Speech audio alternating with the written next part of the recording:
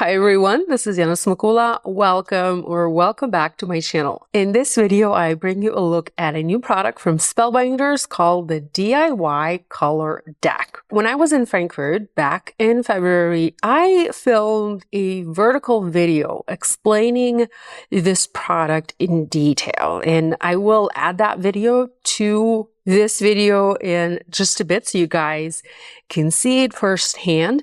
But I also wanted to film a slightly longer video, a video with more information and explain this product a little bit further and show you how this product can be used and why you might need it in your craft room. Now, I don't have the actual product on hand. What I have are just a few sheets from the color deck that I was able to bring back with me from the Frankfurt show.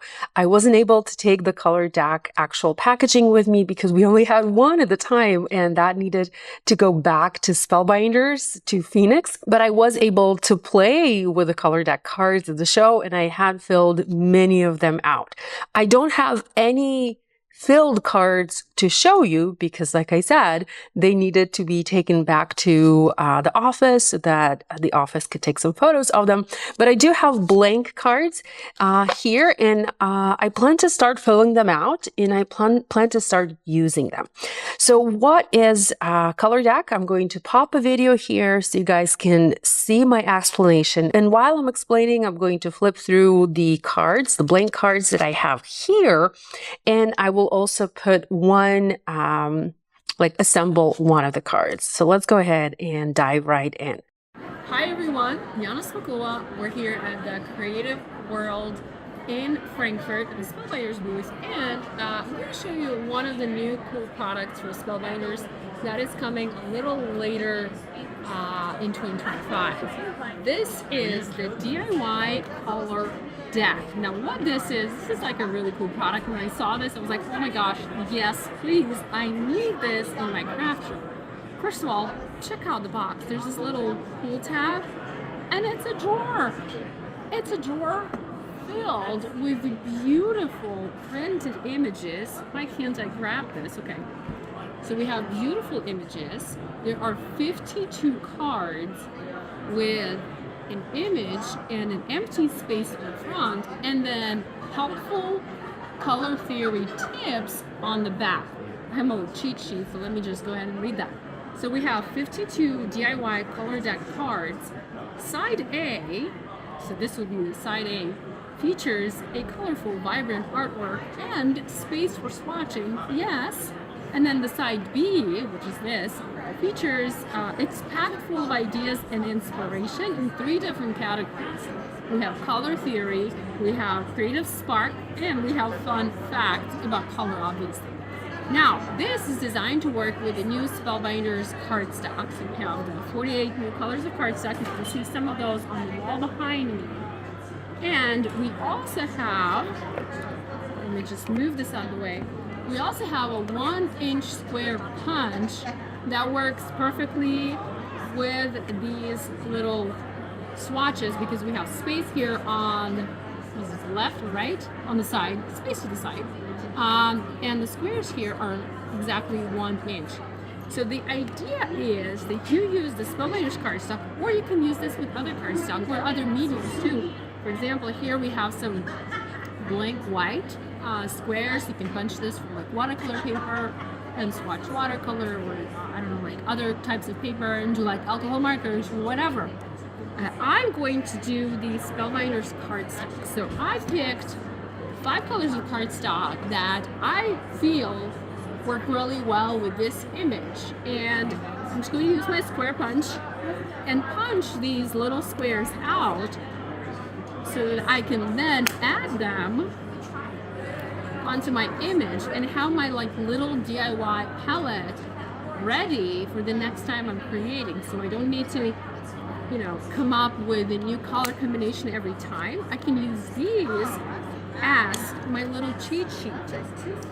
So let's go ahead and just quickly punch those. You will need 5. Of course you can do less, but do 5, right? Because you have the space for 5.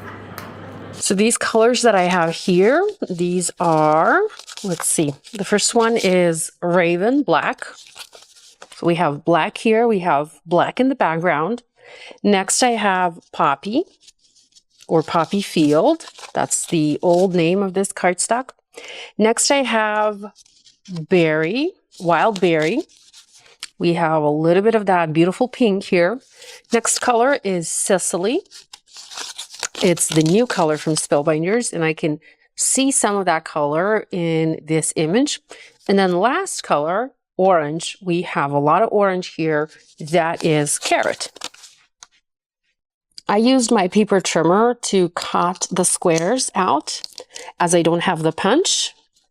And you certainly can use the trimmer for that, but the punch makes it a lot easier and a lot faster to cut the squares for the color deck cards. And the squares also end up being the correct size because you can kind of mess up sometimes, you can mess up the size sometimes when you're using your paper trimmer. So this is my color deck card. I have my colors selected. So I have my color scheme. I can write on these, or I can use my color swatches to determine which color this is. And the purpose of these color deck cards is to help you select color combination for your next project. So I actually want to make a card with these colors. I'm just going to go look for some dies, some embossing folders, and some supplies, and I will create a card using this color combination, and I will be back. And then you'll need some sort of adhesive, either glue, double-sided adhesive, and you just adhere your little squares in the empty areas right here. So let me grab my Barely Art glue. Okay, and quickly glue these down. I think this is a brilliant tool, and this is also very therapeutic.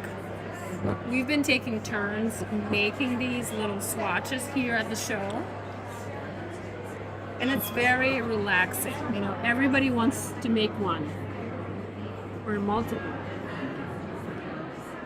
So just be careful and stick these down.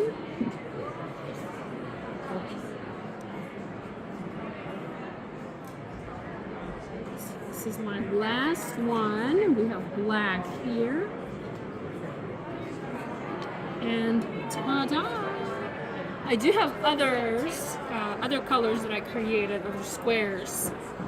See how beautiful they look? It's just therapeutic and full of color. Brilliant.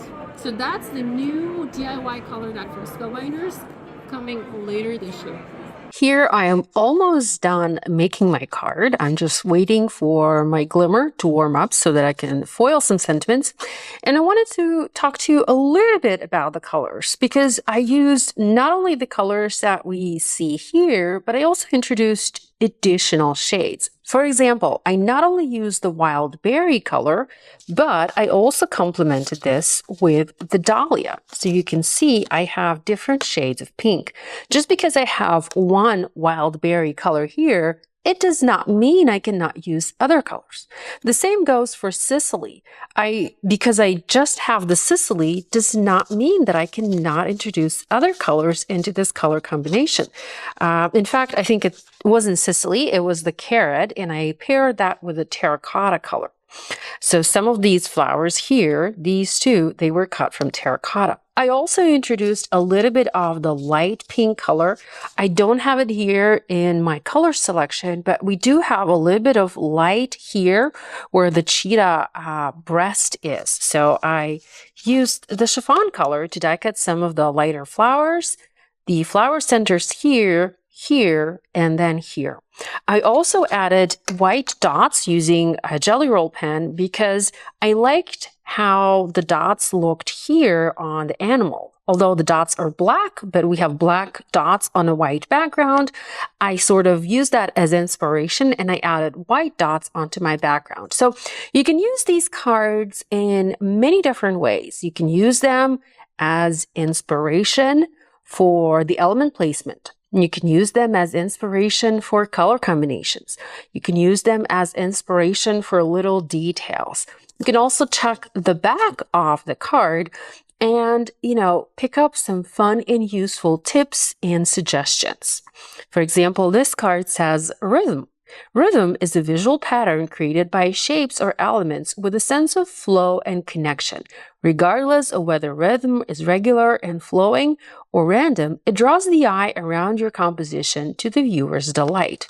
So we have rhythm here. I also believe I was able to recreate the rhythm here on my card. My glimmer is now ready, so let's go ahead and foil the sentiment. I'm using my Glimmer Hot Foil system. I have sentiments from the Ideal Moments sentiment set, and I'm just going to foil a part of the sentiments where it says happy birthday. I never seem to have enough birthday cards on hand, so of course I'm making a birthday card. I stepped outside of my video frame to grab my glimmer shims.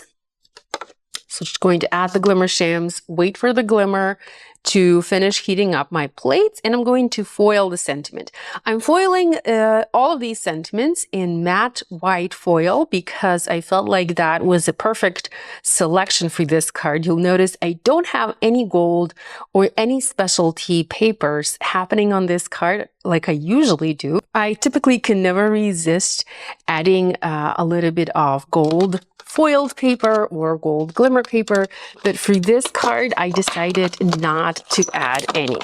So here I'm off camera, but I'm sending the glimmer through my Platinum 6 die cutting and embossing machine to foil the sentiments, and let's take a look. I'm not sure if I mentioned, but I foiled this on the wild berry cardstock, and I really love the way this turned out. This is actually my first time trying this paper for hot foiling, and I know that Spellbinders, when they were picking the new cardstock, they made sure that the new paper was worked not only well for die cutting and embossing, but it worked well for hot foiling. And this is my first time trying this for hot foil stamping, and I'm really loving how this looks, how this turned out. So the coordinating dies, by the way, there's a little notch at the top here, and it says top. So this indicates that this is the top of the dies, making it easier to align and position everything. So let's see if this is centered. I think this looks good. I'm just going to tape it in place using my best ever craft tape and send this through the machine to cut out. And ta-da! We have a bunch of little sentiments ready. I'm just going to punch the one that I need, happy birthday. I'm going to add this onto my card. I think I need to cut the black foam squares. By the way, I'm sure you saw this, but I was using black foam squares when I was adhering all of the flowers and the leaves onto my background because the background is black. Had I used white foam squares, they would have been visible from the side of my card, and I didn't want that, so I used black. So if you're using a dark card background, make sure you are also using dark colored adhesive for a better finished look. I'm using a T-square ruler from Simon Says Stamp to make sure that I adhere my sentiment straight. And let's see, where do I want it?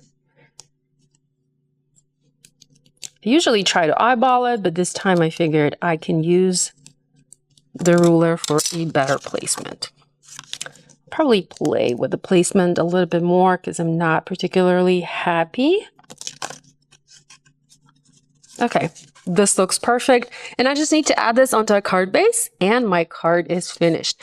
So I hope this gives you an idea of how you can use your DIY color deck products from Spellbinders.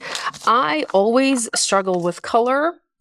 Color is hard for me. I spend a lot of time selecting color combinations and coming up with ideas, color ideas for my cards. So I'm actually very happy to see this product come to life from Spellbinders, as I think this is very helpful. I will take a minute to also show you a similar product I was using in the past. Well, not a product, something I was using in the past that I printed myself. I just picked images from Pinterest and I printed these a long time ago. I've had this I've had these printables for many, many years, and I've been using them to help me select color combinations for my projects. There is also, again, this is not a product. This is something I printed myself a long time ago. I've also been using a color wheel. Color wheel is very helpful, and I still use it to date. But other than the color deck, the DIY color deck, there is also a product called Color Cube. I actually only recently received the Color Cube. It's been on the market for quite some time, and it is also brilliant and fabulous. So I have the Volume 2 Color Cube. Let me just grab one of the images from here. And it is a little bit, it's kind of similar, but it's a little bit different because here you have an image. It's similar to what I was just showing you, my DIY printable sheets. So you have the image and you have the colors here. The Spellbinders color deck is different because this allows you to create your own color combinations using the products that you have. So you can use cardstock, or you can also use watercolor paper, or regular paper, or any other suitable paper. That's what I'm trying to say? To swatch your watercolors or swatch your markers and create little color decks using other mediums. So it doesn't have to be just for cardstock. Certainly not just for the Spellbinders cardstock.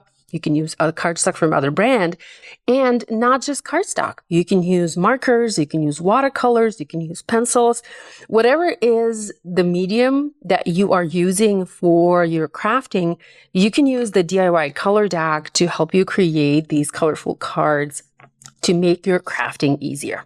So I hope you have found this video useful. Thank you for joining me. Thank you for spending your time with me today. Let me know if you have questions. I have links to all the products that I mentioned in the video description below. Love you guys, and I'll see you again next time.